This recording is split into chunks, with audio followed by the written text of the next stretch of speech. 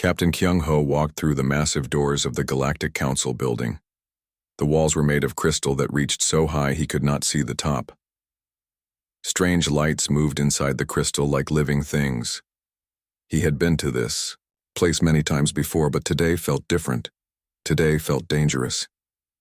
Ambassador Soo-jin walked beside him. Her face was calm, but Kyung-ho could see worry in her eyes. They both knew why they had been called here. The message from the council had been short and cold.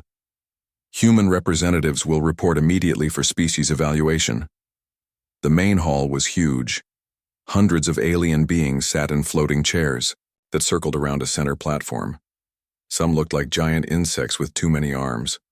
Others were made of what seemed like living metal. A few looked almost human, but their skin was blue or green or covered in scales. Kyung-ho had met many of these beings before. He had shared meals with some of them. He had laughed at their jokes and told them stories about Earth, but today, none of them would look at him. They all stared straight ahead with cold, empty expressions. "Humans will step forward," said a voice that seemed to come from everywhere at once. Kyung-ho and Soo-jin walked to the center platform. A beam of light surrounded them.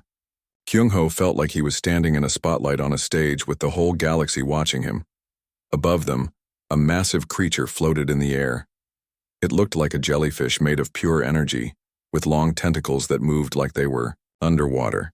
This was the Supreme Council leader, the most powerful being in known space. "Humans," the creature said, and its voice made the crystal walls ring like bells. "Your species has been evaluated. The result is problematic." Soo-jin stepped forward. "Honored council leader, we have followed all galactic laws. We have paid our taxes and respected all treaties. What problem could there be?" The creature's tentacles moved faster.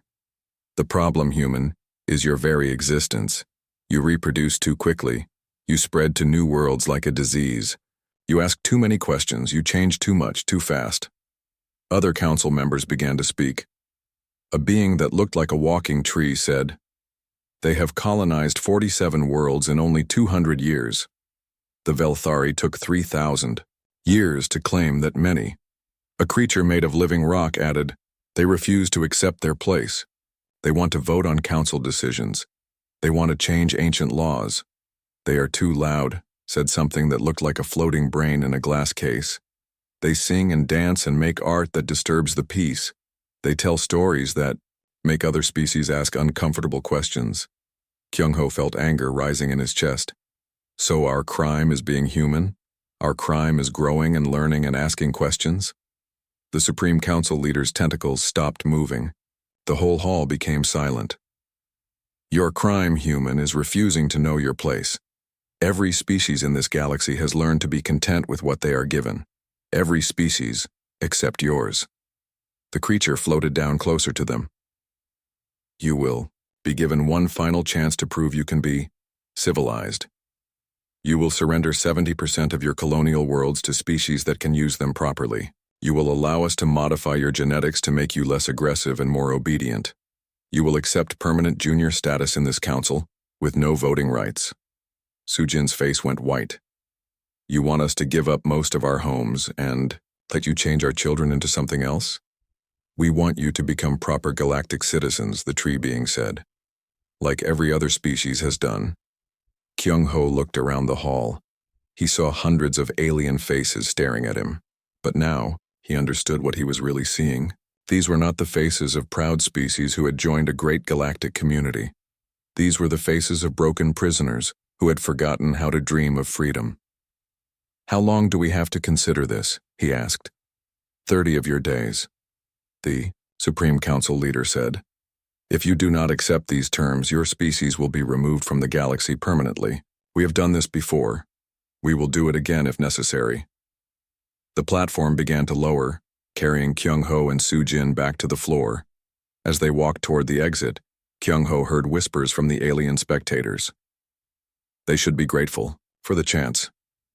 Most species fight when we first make the offer. They learn better eventually. Humans are stubborn but not stupid. They will submit." Outside the building, Soo-jin finally spoke. They really mean it, don't they? They want to destroy everything that makes us human. Kyung-ho nodded. He activated his communication device and sent an emergency signal back to Earth. Fleet Admiral Dong-wook, this is Captain Kyung-ho. The talks have failed. Repeat. Diplomatic contact has failed. They want total surrender. The reply came back quickly. Understood, Captain. Return to Earth immediately. We have much to discuss. During the long journey home, Kyung-ho and Soo-jin sat in silence most of the time, but sometimes one of them would speak. They called us a disease, Soo-jin said once. They're afraid of us, Kyung-ho replied. That's what this is really about. They're afraid that if we keep growing and changing, other species will remember how to grow and change too. When their ship finally reached Earth, they were met by President Min-ho himself. He looked tired, like he had not slept since they left. Tell me everything, he said. They sat in the president's office and explained the council's demands.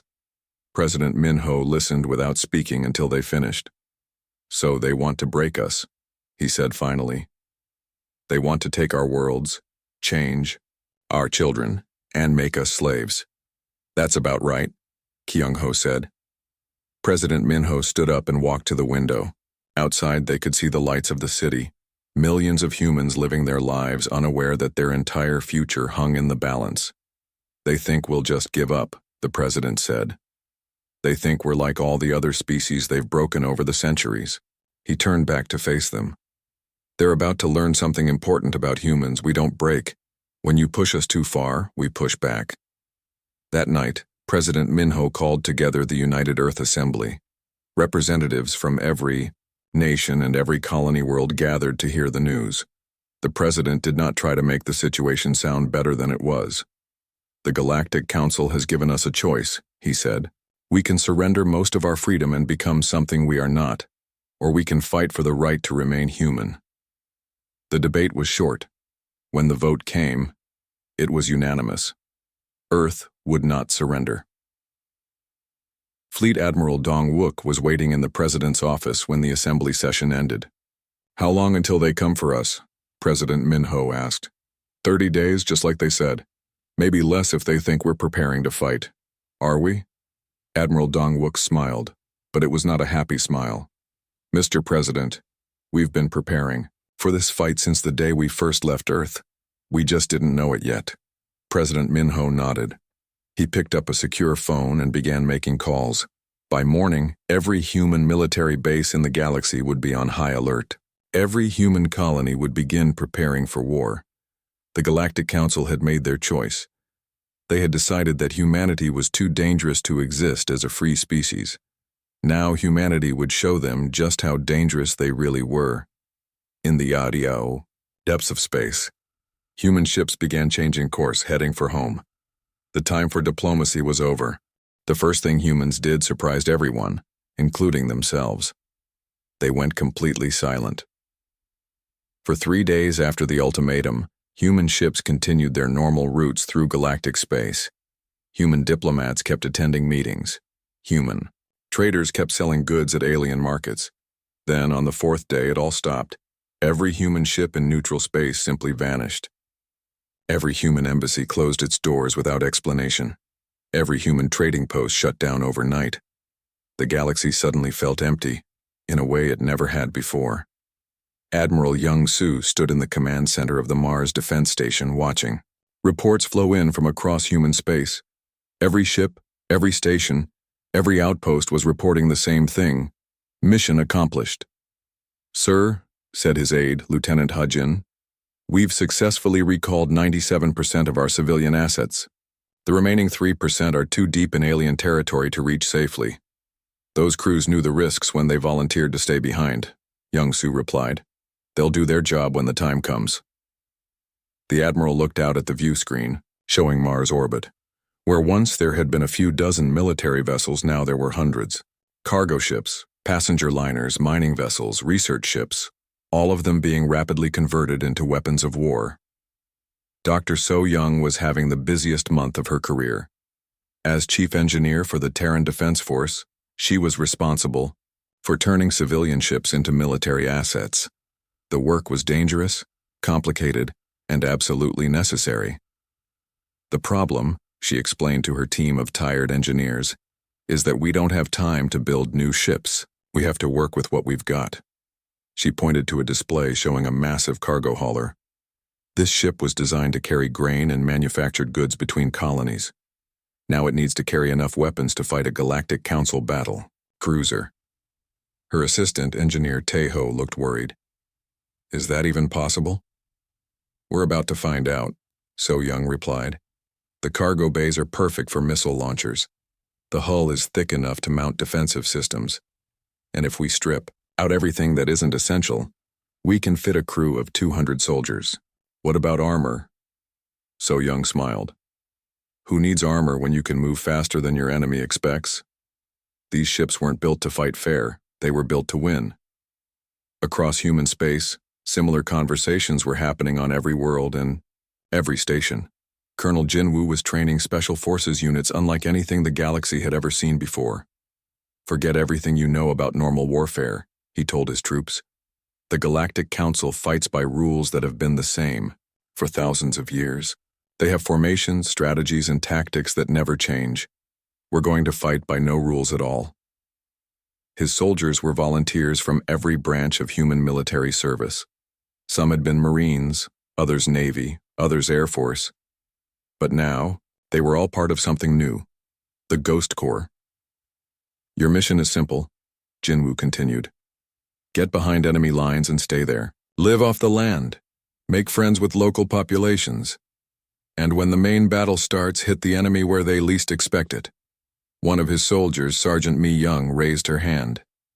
Sir, how do we know which alien populations will help us? Jinwoo's expression grew serious. Because every species in this galaxy has been pushed around by the Council at some point. Most of them have forgotten how to fight back. Our job is to remind them. Meanwhile, in the deepest research facilities on Earth, Dr. Jaehyun was working on humanity's most desperate gamble. The project had no official name, but everyone called it Pandora's Box. The theory is sound, he explained to President Min-ho during a secure video call. Every council ship uses exotic matter for power. It's incredibly efficient, but also incredibly unstable if you know how to disrupt it. And you know how to disrupt it? We think so. The problem is that we've never tested it on a real council ship. We've only been able to run computer simulations. President Min-ho leaned forward. What happens if it doesn't work? Then we lose the war very quickly. And if it does work? Jaehyun paused. Then we might win, but we'll also release technology that could destroy entire star systems if it's misused. That's why we call it Pandora's Box. The president was quiet for a long moment. How long until it's ready? 2 weeks, maybe 3. You have 1 week. While scientists raced to complete impossible weapons and engineers worked around the clock to convert civilian ships, General Bora was coordinating the most complex intelligence operation in human history. Her job was to contact every species that had ever been conquered by the Galactic Council and see which ones might be willing to help humanity fight back. It was dangerous work. If the Council discovered what she was doing, they would execute not just her, but everyone she had contacted. The response has been interesting, she reported to Fleet Admiral Dongwook. Most species are too afraid to help openly, but many are willing to provide information. What kind of information? Ship movements, supply routes, defensive weaknesses, the kind of things you learn when you've been forced to serve the Council for centuries. Dongwook nodded. Any species willing to fight alongside us? A few. The Kaylee were conquered only 50 years ago, and they still remember how to hate.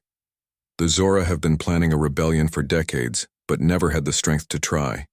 And there are others, small groups on dozens of worlds. It's not much, but it's a start, Bora smiled grimly.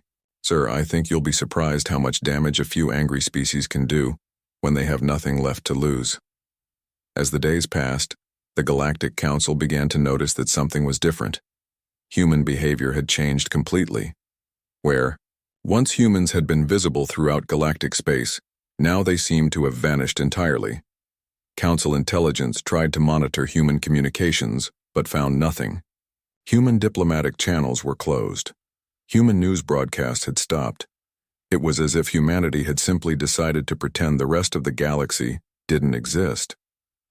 "This is not how conquered species usually behave," reported Council Intelligence Director Vexhai to the Supreme Council leader. "Most species spend their final days begging for mercy or trying to negotiate better surrender terms. What are the humans doing instead? We don't know. They've gone completely dark. Our spy networks report that human space is full of ships, but we can't identify them or track their movements." The Supreme Council leader's tentacles moved in what other species had learned to recognize as a sign of irritation. "Send a probe ship to the edge of human space. I want to know what they're planning." The probe ship was the fastest vessel in the Council fleet. It could travel to the edge of human space and back in less than a day. It launched immediately. 24 hours later, the probe ship had not returned. "Send another," the Council leader ordered. The second probe ship also disappeared. The third probe ship managed to send one message before it was destroyed. "Human ships everywhere. Not military formation. Something else. Cannot identify purpose. Request immediate reinforce." Then silence. For the first time in its 1,000-year history, the Galactic Council felt an emotion it had almost forgotten: uncertainty. Back on Earth, President Minho was preparing for the most important speech of his life. In 6 hours, he would address not just humanity, but every species in the galaxy that might be listening. "Are you sure about this?" asked his advisor, Director Sungmin. "Once you make this speech, there's no going back." "There was no going back the moment the Council gave us their ultimatum," Minho replied. "They want to destroy everything that makes us human. We'd rather die as ourselves than live as their pets." The president walked to his office window and looked up at the stars. Somewhere out there, the largest military force in galactic history was preparing to destroy his species. But humanity was not going to make it easy for them. "How long until our preparations are complete?" he asked. Admiral Young-Soo says another. 72 hours for the fleet modifications. Dr. Jae-hyun needs 48 hours to finish his project. Colonel Jinwoo's teams are already in position behind enemy lines. Minho nodded. "And General Bora's contacts?" "Standing by. As soon as we make our move, they'll begin their operations." Then it's time. President Minho walked to his desk and activated the emergency broadcast system. His message would be transmitted to every human colony, every human ship, and every communication station in known space. "People of Earth," he began. "People of all human worlds, the time for hiding is over. In 72 hours, we will show the Galactic Council what happens when you push humanity too far. We will not surrender our children to genetic modification. We will not abandon our worlds to alien occupation. We will not become slaves in our own galaxy." He paused and looked directly into the camera. "The Council thinks we are weak because we tried diplomacy first. They think we are cowards because we withdrew from galactic space. They are about to learn that when humans prepare for war, we don't just prepare to fight. We prepare to win." The Galactic Council's war fleet was the most powerful force ever assembled. 5,000 ships of every size and type, carrying weapons that could crack planets and shields that could stop stars. They moved through space in perfect formation, their hulls gleaming with confidence. At the head of the fleet, Supreme Admiral Kethvar studied the tactical displays showing their destination: Proxima Centauri, humanity's first colony beyond Earth. The plan was simple and brutal. Destroy the colony completely, broadcast the destruction across human space, and watch humanity surrender, rather than see more worlds burn. "Target confirmed," reported his tactical officer. "Proxima Centauri system. Human colony established 200 years ago. Population approximately 12 million. Defensive systems?" Kethvar asked. "None detected. No orbital platforms, no defensive satellites, no military vessels. The system appears to be completely undefended." Kethvar felt a moment of disappointment. He had expected humans to at least try to protect their first colony. Instead, they seemed to have simply abandoned it to its fate. "Perhaps they are wiser than we thought," he said to his bridge crew. "They know they cannot fight us, so they do not try." The Council fleet dropped out of faster-than-light travel at the edge of the Proxima system. Immediately, every sensor on every ship began scanning for threats. They found nothing. The system looked empty. The colony world hung in space like a blue jewel, beautiful and defenseless. No ships moved between the planets, no signals came from the surface. It was as if 12 million humans had simply vanished. Life signs? Kethvar asked. Detecting human life forms on the surface, sir. They appear to be going about their normal activities. No sign of evacuation or military preparation. Kethvar nodded. Move the fleet into attack formation. We'll destroy the orbital infrastructure first, then the surface cities. Make sure our cameras capture everything. The other human worlds need to see what happens to those who defy the Council. The massive fleet began moving deeper into the system. 5,000 ships spread out in a pattern that covered millions of kilometers. Nothing could escape. Nothing could hide. That was when Fleet Commander Taemin sprang his trap. The empty space around the fleet suddenly came alive. Hundreds of objects that sensors had dismissed as asteroids revealed themselves to be human ships. Mining vessels, cargo haulers, research ships, all of them bristling with weapons and moving at impossible speeds. Contacts! Screamed the Council tactical officer. Multiple contacts on all vectors. How did they hide so many ships? But the Council fleet barely had time to react before the first wave of attacks hit them. The human ships weren't trying to win a traditional space battle. They were doing something much more dangerous. They were turning space combat into chaos. Captain Yunji commanded a converted mining ship called the Iron Will. Her vessel had once carried ore between asteroid belts. Now it carried enough explosives to crack a moon in half. All ships, this is Yunji, she broadcast on the human command frequency. Remember the plan. We're not trying to survive this. We're trying to send a message. Her ship and 5 others, like it, formed up into a tight formation and accelerated directly toward the Council's flagship. The massive alien vessel was 10 times their size and had enough firepower to vaporize them in seconds. That was exactly what Yunji was counting. On the Council ships opened fire, their energy beams tearing through the smaller human vessels like tissue paper. 4 of Yunji's ships died immediately, their hulls torn apart by alien weapons. But the 2 surviving ships, including Iron Will, made it through the defensive fire. At the last second, Yunji activated the quantum disruptor that Dr. Jae-hyun had built into her ship. The device was experimental, dangerous, and had never been tested in real combat. It was designed to destabilize the exotic matter cores that powered Council ships. When it worked, the results were spectacular. The Council flagship's power core began to fluctuate wildly. Energy readings spiked beyond safe levels. Emergency. Alarms echoed through the alien corridors as the ship's own power source became a weapon against it. All ships move away from the flagship, Admiral Kethvar ordered, but it was too late. The exotic matter containment failed completely. The resulting explosion was visible from 3 star systems away. The flagship and 6 nearby Council vessels simply ceased to exist, vaporized in an instant by their own power sources. Lieutenant Commander Hyun-sik watched the explosion from his command post on one of Proxima's moons. His job was to coordinate communications and make sure every moment of the battle was recorded and broadcast throughout human space. "Did you get that?" he asked his communications officer. "Every second, sir. The quantum disruptor works exactly like Dr. Jae-hyun said it would." "Good. Send the data to all human fleets immediately, and make sure the aliens know we're broadcasting this." Hyun-sik activated the system's emergency communication array and sent a message to every ship in the Council fleet. "This is the human colony of Proxima Centauri. We want you to know that we are recording this battle. We want you to know that every time you kill one of us, we will kill 10 of you. We want you to know that this is only the beginning." The space battle raged for 6 hours. The Council had overwhelming numerical superiority, but humans fought like no enemy they had ever faced before. Human ships didn't form battle lines or follow tactical doctrine. They appeared from nowhere, struck with devastating force, and vanished back into the asteroid fields. Council vessels designed for orderly combat found themselves fighting enemies that seemed to be everywhere at once.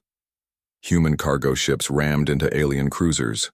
Research vessels deployed experimental weapons that violated every known law of physics. Even colony transport ships became guided missiles when their crews decided to sacrifice themselves for maximum damage. By the end of the battle, the Council fleet had taken the Proxima system. But the victory felt hollow. They had lost over 200 ships, destroying what should have been a helpless colony. Worse, they realized that every moment of their struggle had been broadcast throughout human space. Admiral Kethvar stood in the ruins of his temporary flagship, staring at the casualty reports. His officers waited nervously for his response. "How many ships did we lose?" he finally asked. 217 confirmed destroyed, sir. Another 130 damaged beyond immediate combat effectiveness. To destroy one human colony. Yes, sir. Kethvar looked out at the stars where the wreckage of his fleet drifted in the darkness. If this is what humans do to defend a single world, what will they do to protect Earth itself? His communications officer spoke up hesitantly. "Sir, we're receiving a message from the Supreme Council leader." "Put it through." The familiar voice of the Council's supreme authority filled the bridge. "Admiral Kethvar, explain to me how you lost 200 ships to a species that supposedly has no military." "Supreme Leader, the humans. They don't fight like any enemy we've faced before. They turned civilian ships into weapons. They used suicide attacks. They deployed technology we've never seen. Are you telling me that humans are more dangerous than we believed?" Kethvar looked at the tactical displays showing human debris mixed with Council wreckage. "Supreme Leader, I'm telling you that we may have made a terrible mistake. We thought we were fighting a weak species that would surrender quickly. Instead, we've started a war with a species that refuses to lose." The communication went silent for a long moment.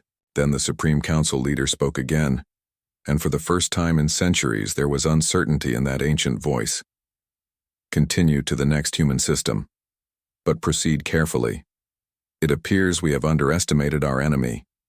As the battered Council fleet limped toward its next target, emergency sessions were being called on dozens of worlds throughout Council space. For the first time in galactic history, member species were questioning whether the Council's military was truly invincible. On distant worlds where humans had planted the seeds of rebellion, alien populations watched the battle recordings with growing excitement. If humans could fight the Council and survive, maybe other species could too.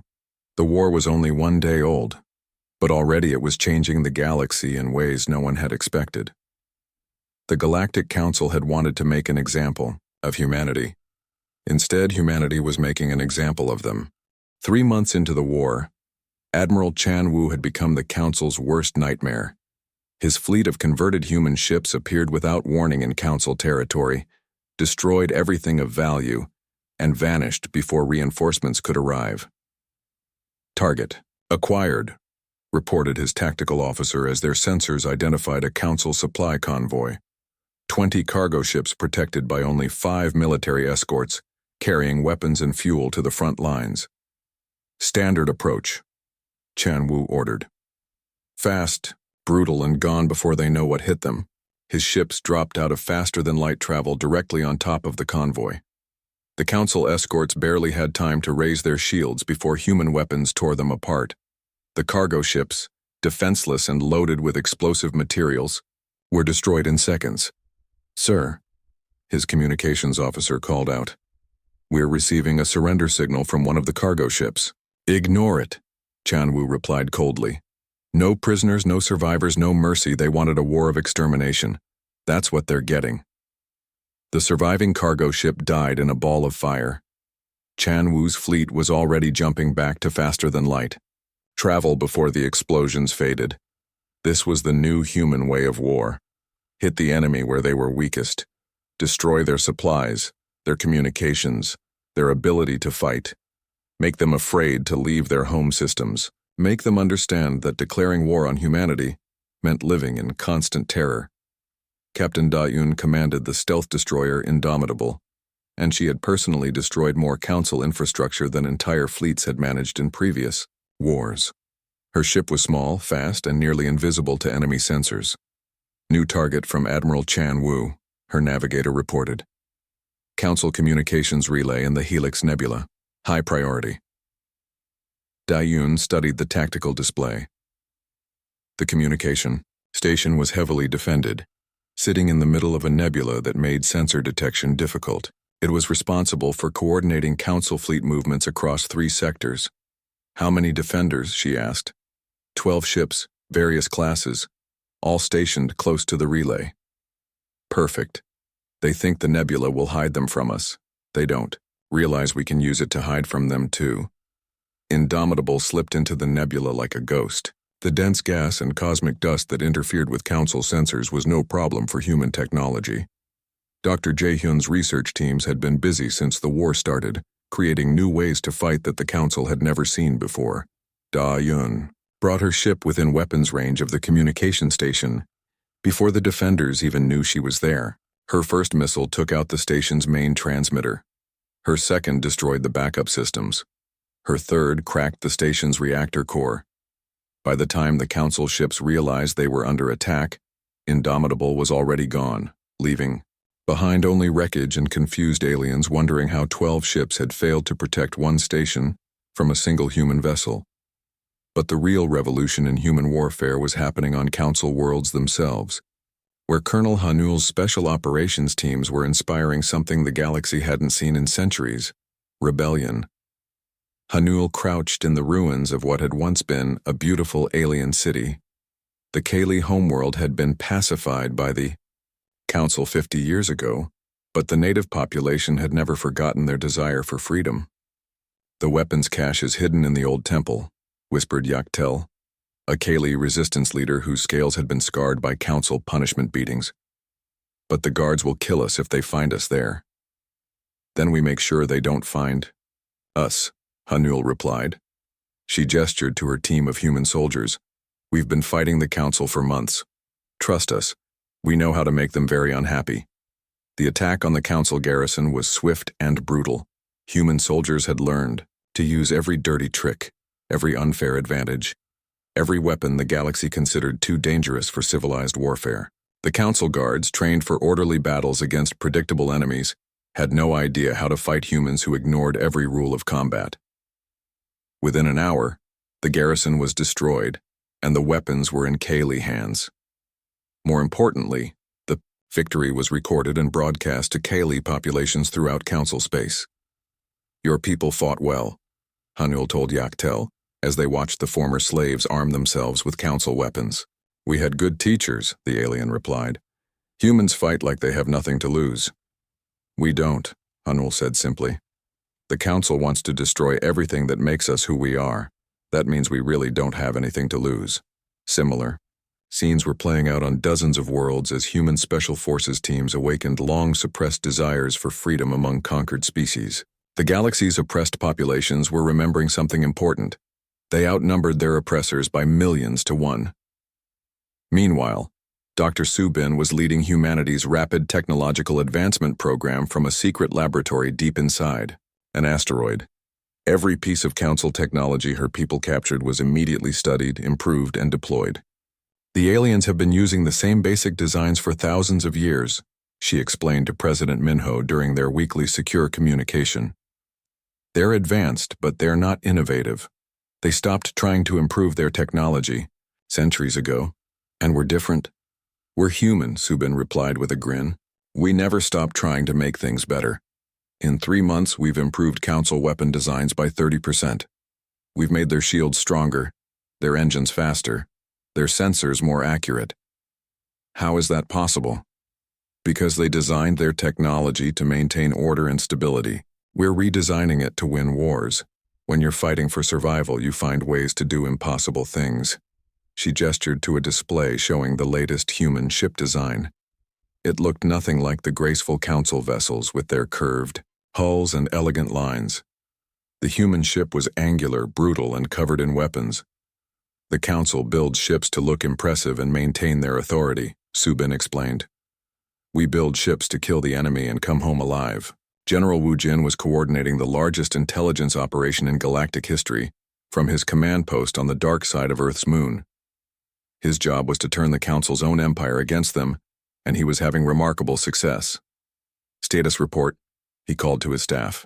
17 species have declared independence from the Council in the past month," reported Intelligence Director Yuna. The Jora rebellion has spread to 6 star systems. The Kali are conducting guerrilla operations on 12 worlds. Even, some of the Council's oldest members are experiencing internal unrest. What about the Council's response? They're pulling military units back from the front lines to deal with the rebellions. Admiral Chan Wu estimates they've diverted at least 1,000 ships from offensive operations to police their own territory. Wu Jin nodded with satisfaction. Good. Every ship they use to maintain order is one less ship shooting at human worlds. But the most important discovery of the war came when Colonel Hanul's team captured a Council research facility on the edge of civilized space. What they found inside changed everything. You need to see this, Hanul reported to General Wu Jin, over secure communication. We've found proof of what the Council has really been doing for the past 1,000 years. The research facility contained detailed records of Council activities throughout galactic history. Species after species had been conquered, broken, and reduced to harmless subjects. But the records revealed something even more disturbing. They're not just controlling other species, Hanul explained. They've been deliberately preventing technological and social development. Any species that shows signs of advancement gets corrected before they can become a threat. How? Assassinations, economic warfare, manufactured disasters, even biological weapons. They've kept the entire galaxy in a state of artificial stagnation for centuries. The implications were staggering. The Council wasn't just an oppressive government. They were the reason galactic civilization had stopped progressing. They had turned the entire galaxy into their personal prison, keeping billions of beings in a state of permanent childhood. President Minho called an emergency session of the United Earth Assembly to discuss Hanul's discoveries. The debate was brief but intense. This changes everything, declared Representative Lee from the Mars colonies. We're not just fighting for human freedom. We're fighting to free the entire galaxy. President Minho stood before the Assembly with the weight of history on his shoulders. The Council has asked us to surrender our humanity and accept our place in their empire. Now we know what that empire really is. A cage designed to keep every species weak and dependent. He paused and looked at the faces of humanity's representatives, seeing determination where once there had been uncertainty. The question is no longer whether we can win this war. The question is whether we can afford to lose it. If we surrender, every species in this galaxy will remain prisoners forever. The vote was unanimous. Humanity would fight not just for survival, but for the liberation of every species the Council had broken over the centuries. As the Assembly session ended, President Minho looked out at the stars and wondered if humanity was strong enough to free an entire galaxy. Then he remembered something Admiral Chan Wu had told him after the first battle. 6 months after the war began, Supreme Council leader Velthari Prime did something that had never happened in galactic history. He requested a ceasefire. The message arrived at Earth on an encrypted Council diplomatic channel that hadn't been used since the war started. President Minho read it 3 times before he believed what it said. They want to negotiate, he told his war council. After 6 months of trying to exterminate us, now they want to talk. Fleet Admiral Dong Wook laughed, but there was no humor in it. Let me guess, they're willing to offer us slightly better surrender terms. That's exactly what they're offering. Reduced territorial losses, limited genetic modification programs, and junior membership status with some voting rights. And our response? President Minho set the message down and looked at his advisors. These were people who had lived through 6 months of total war, 6 months of humanity fighting for its very survival. Their faces showed the strain, but also something else, an unshakable determination. Our response is no, Minho said. No negotiations, no compromise, no half measures. They started this war by demanding our surrender. We'll end it the same way, by demanding theirs. Admiral Kyung Ho, now serving as military commander instead of diplomat, was chosen to deliver humanity's response. The meeting took place on a neutral space station in the border region between human and Council territory. The Council representatives looked different than they had 6 months ago. Where once they had been confident and commanding, now they seemed tired and worried. The war was not going as they had planned. "Humans," said Council Admiral Brechtool, "your species has fought bravely. You have proven your worth as warriors. Surely now we can find terms that both sides can accept." Kyung-ho looked at the alien beings seated around the negotiation table. Some of them he had known for years, had worked with on peaceful projects, had even considered friends. But now he saw them clearly for what they really were, the architects of galactic oppression. "Our terms are simple," he replied. "Complete dissolution of the Galactic Council system, immediate independence for all subjugated species, establishment of a democratic galactic government with equal representation for all species." The council representatives reacted as if he had suggested they commit suicide. "Impossible," snarled Admiral Brechtool. "The council has maintained galactic order for 1,000 years. Without us, there would be chaos." "Without you, there would be freedom," Kyung-ho replied calmly. "We've seen your secret files. We know what you've been doing to keep other species weak and dependent. That ends now." "You are one species among hundreds," said another council member. "What gives you the right to remake galactic civilization?" "The same thing that gave you the right to try to destroy us," Kyung-ho answered. "The ability to fight for what we believe in." The negotiations lasted less than an hour. When they ended, both sides knew that the war would continue until one side was completely defeated. Fleet Admiral Dong-wook received the news while planning humanity's most ambitious operation yet, a direct assault on Nexus Prime, the Council's capital world. "They rejected our terms?" he asked. "Completely," Kyung-ho replied over the communication link. "They're resuming hostilities immediately."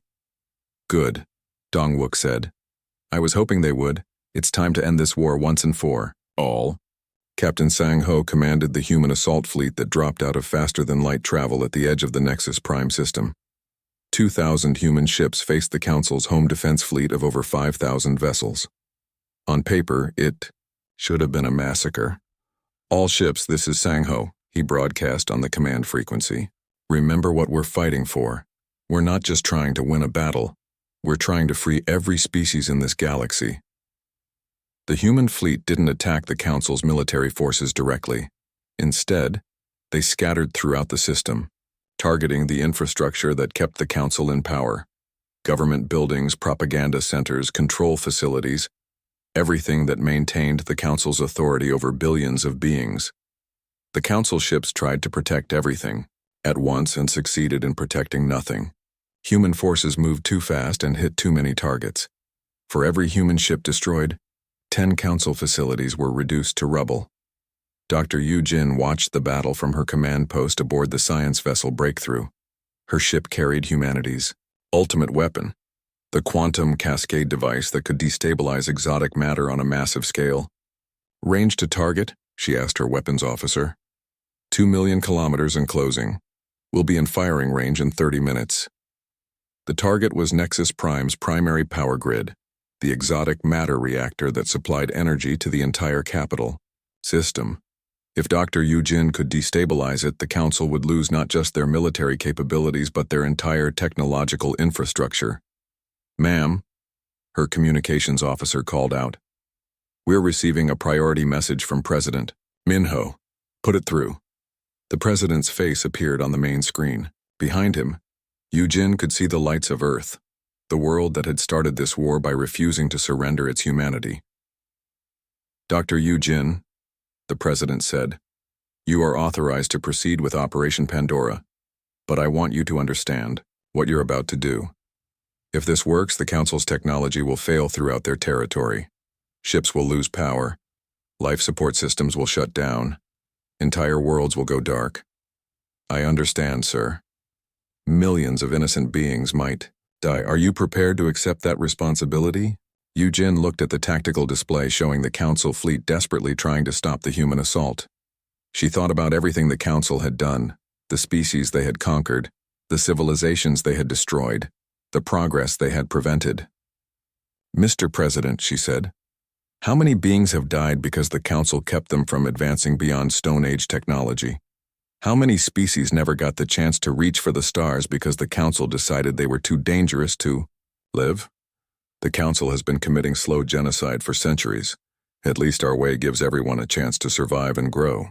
President Minho nodded. Proceed with the operation.